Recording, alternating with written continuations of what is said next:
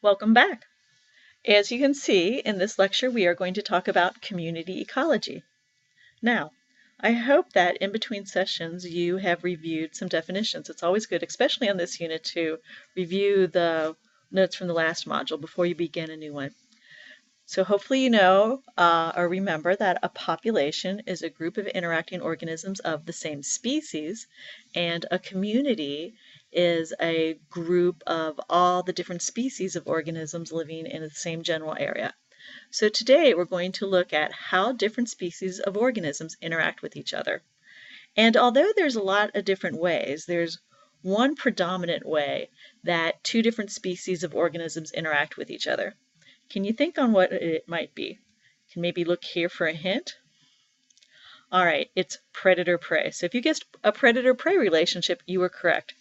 And you might notice there's a plus and a minus here. This is the convention that every biology book uses. Again, the plus is representing that one species benefits, obviously the predator, and one species actually has a detriment to it. So let us begin. Now, a predator-prey relationship, I know when I say predator, you're thinking lions and tigers and bears, oh my. But predators can also include an herbivore. So I'm about to show you a picture of a very ferocious herbivore. Ah! Yes, that manatee, the gentle giant of the oceans. It can be considered a predator if it kills the plant it's eating. So that's basically our definition of a predator. It's an animal that kills and eats its prey organism. And again, if an herbivore actually kills and eats the plant, it is considered a predator. Now, when you do your study guide for this chapter, it'll talk about herbivory. And herbivores, a lot of the times, they don't totally kill the plant that they're eating. They just eat a few leaves and the leaves grow back or the grass grows back or whatever. All right, so we're talking about predator-preys, and I just mentioned that it may include herbivores and plants. Now, a key concept here in community interactions, especially in the predator-prey relationships, is that of coevolution. Now, this unit of ecology just really ties together everything we've been talking about all semester. You'll remember that we began this semester by talking about evolution, and then we worked our way through all the kingdoms of life. But now you will find that you can't really talk about ecology without keeping evolutionary relationships in mind. So let me give you a definition of coevolution. Coevolution refers to organisms exerting selection pressures on each other. So if you think about this, predators are part of the prey's natural environment, and prey species are part of the predator's natural environment. And they exert selection pressures on each other. So think of your favorite predator-prey pair. Maybe you're thinking of lions and gazelles, or foxes and hares. So if you think about it, if the rabbits were not a prey species, they could just be fat rabbits that didn't hop along very quickly. They could just be nice and slow. But because they're a prey species, their predators exert pressure on them to become fast. Same thing with the lions exerting pressures on the gazelle. Now, because the slow rabbits or the slow gazelles would be picked off. Now, as the population of prey, for instance, becomes faster and faster, this in turn puts selection pressure on the predators, because now you can't be that slow lion or that slow fox, because then you'll starve because you won't catch any predators. So they're exerting selection pressure on each other. And usually it's pretty balanced, because if the predators always caught the prey, well, then the prey would be driven to extinction, and then probably the predators would be too. Or if the prey always got away, then the predators would be driven to extinction. So usually these are pretty balanced. And who usually gets picked off? It's the older prey species, or the sick ones, or the young ones, so often the young ones are very protected. But if one happens to stray, they get picked off. Now, before we explore this idea of coevolution further, let's talk about this idea. Are there any advantages of predation to the prey organism? Well, in this case, we need to think about the different levels of organization of nature. And you'll find that a lot in biology, but especially in ecology, we have to look at the different levels of organization all at once. If you're a doctor in the future, you have to think of the different levels of organization all at once. You have to think of the cell level and the organ system level, and even how that your patient interacts with their environment. If you're a systems engineer, you have to look at things at multiple levels. So this is what we're going to do right now. Let's look at the organismal level. Is there any advantage to the individual hare or the individual gazelle that gets eaten? Well, obviously not. So at the organism level, there is no advantage to being a prey species. There's no advantage for you getting eaten. What about the population level? Is there an advantage to being a prey species? Well, if you think about it, you could argue yes. For one thing, it keeps the population of prey species at their optimal characteristics. So again, it's the fastest, most adapted gazelle or rabbits that survive. Now, there are some times in nature where predators have been removed from their prey species, and then what happens? The prey species grows exponentially. And if you're from Ohio, you know we have a lot of problem with our deer in our woods. Our deer population has grown exponentially out of control because their natural predators are gone. So they strip out all the lower vegetation, and they're in danger of starving. Well, first of all, they strip not only the vegetation that feeds themselves, but other animals. And then they are in danger of starving, and that's why then there's different programs. Either the hunters come out or they try to sterilize the deer. But when there were wolves around, or even more coyotes around, deers were not overpopulating this area. And there have been other examples where in the winter, lakes are frozen and deers have migrated to an island without their predators, and their population grows exponentially.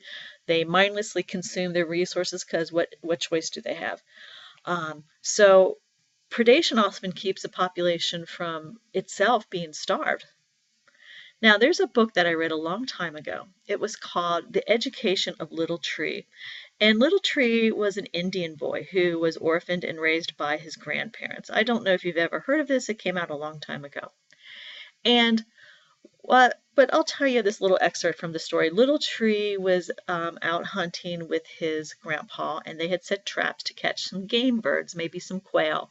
And they had caught 2 quail, and one was a great big robust quail, and one was a medium size, maybe a little bit on the scrawny side. And Grandpa said to Little Tree, well, which one should we take home and cook, Little Tree? And he's eyeing the big ones like, yeah, let's take home that big one, Grandpa. And Grandpa said, well, we can do that. But he said, you know, this other bird, this is enough to feed you and me and Grandma. But he said, now, if we take the big one home and release the scrawny one, well, he didn't quite say it in these words, but basically, who's free to reproduce and pass the genes on? Then it's the scrawny one. But if they took the smaller bird home, who would be free to reproduce and pass their genes on? It was the big one. And so that's actually how the Native Americans hunt. They would take home a game just big enough that what they needed to feed their family, and the biggest ones were left to go back and reproduce and pass their genes on and keep the herds populated that way. And that's not always the way that we in the 20th century have hunted and fished. And that's been a real big problem. I mean, that's been a problem with depleting our fisheries. If you take all the big fish, then what are you selecting for? You're selecting against the big fish, and the smaller fish, for instance, are left to populate. So, but again, in nature, sometimes a predator keeps a population in check so that they don't have to starve to death. So that's at the population level. What about at the community level, though? There's a concept called a keystone predator. And the keystone predator, actually, the existence of the keystone predator has benefits to the whole community. And your book in this chapter talks about sea otters being a keystone predator. And this is how it works. This sea otter lives up near Alaska, and what it does, the sea otters feed on sea urchins, and the sea urchins feed on the kelp, the algae, and this is the basis of the food chain in the Arctic regions. So when there are lots and lots of sea urchins growing out of control, they really, really mow down the kelp.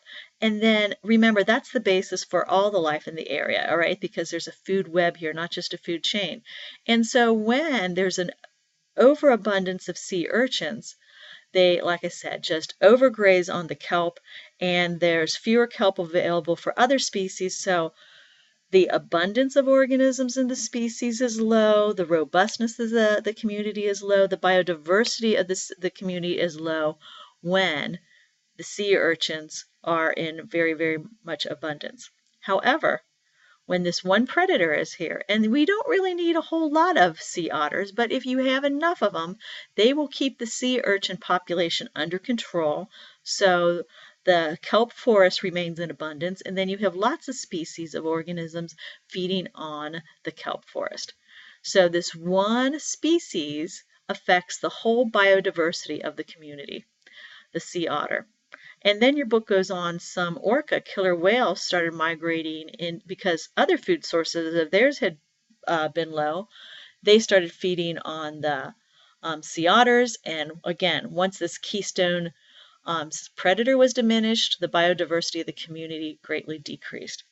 So again, even though to an individual organism, it's no advantage being a prey, there can be advantages to the population of prey organisms at the again at the population level, and a predator can have much benefits to the community level.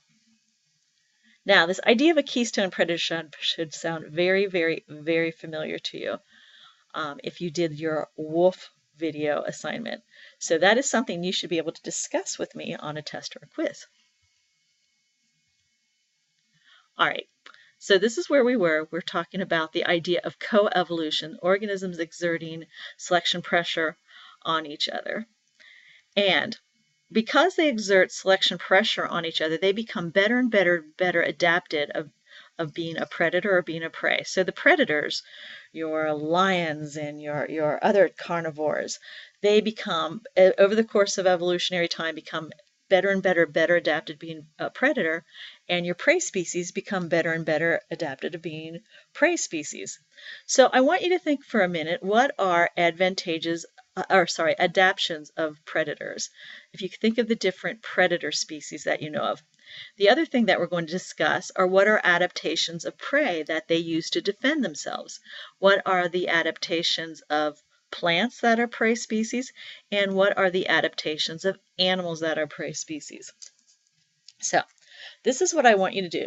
First, I want you to think of just the adaptations of predators. So if your name begins with the first half of the alphabet, the alphabet. So if your last name begins with any letter A through M, I want you to think of adaptations of predator species in general, and I want you to write them down on your lecture guide, and I'll give you 30 seconds to do that. And if your last name begins with the letter N through Z, I want you to think of adaptations of predators that are raptors. Now, does everybody listening to this know what a raptor is? A raptor is a bird of prey, so we are thinking of eagles and hawks and owls. So we're going to talk about those as the specific examples of a predator species and what their adaptations are. So for 30 seconds, I'll play some little Jeopardy music, and on your lecture guide, I want you to either brainstorm adaptations of predators in general or adaptations of specifically of raptors, which are predators. Are you ready? Let's go. Brainstorm.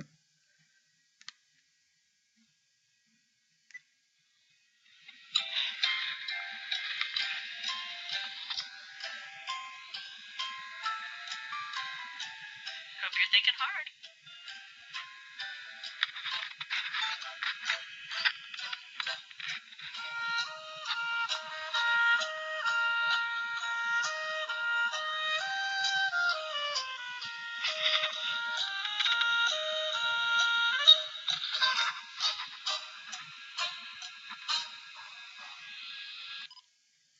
All right, so what are some adaptations of predators in general?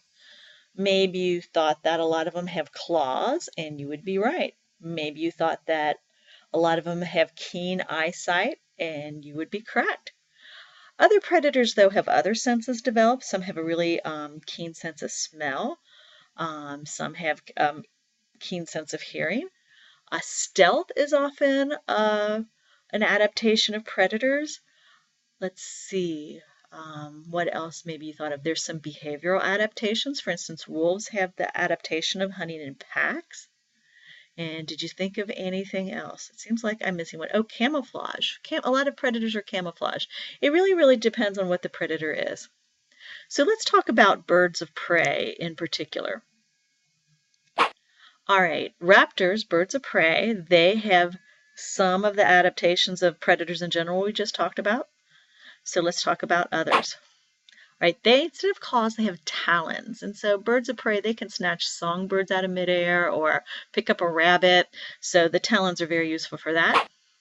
They have a hooked, curved beak that helps them, well, dig into the flesh of their prey animal. They have great speed. Now, in grade school, what did you learn was the fastest member of the animal kingdom? Did you learn the cheetah? A lot of kids in grade school learned that the cheetah is the fastest animal because it can run up to speeds of 70 miles per hour. But that is only partially true. The cheetah is the fastest terrestrial animal on Earth. The fastest animal is the peregrine falcon that can dive at speeds of 200 miles per hour. Raptors also have keen eyesights. I've heard at Nature Talks that an eagle can read a quarter heads up or tails up from a distance of 2 miles away. Pretty impressive. Now, I have no idea how they actually test that, but this is what I've heard and read. All right, now let's talk about owls in particular, because owls are raptors, but they're a little bit different because they hunt at night. They have excellent night vision.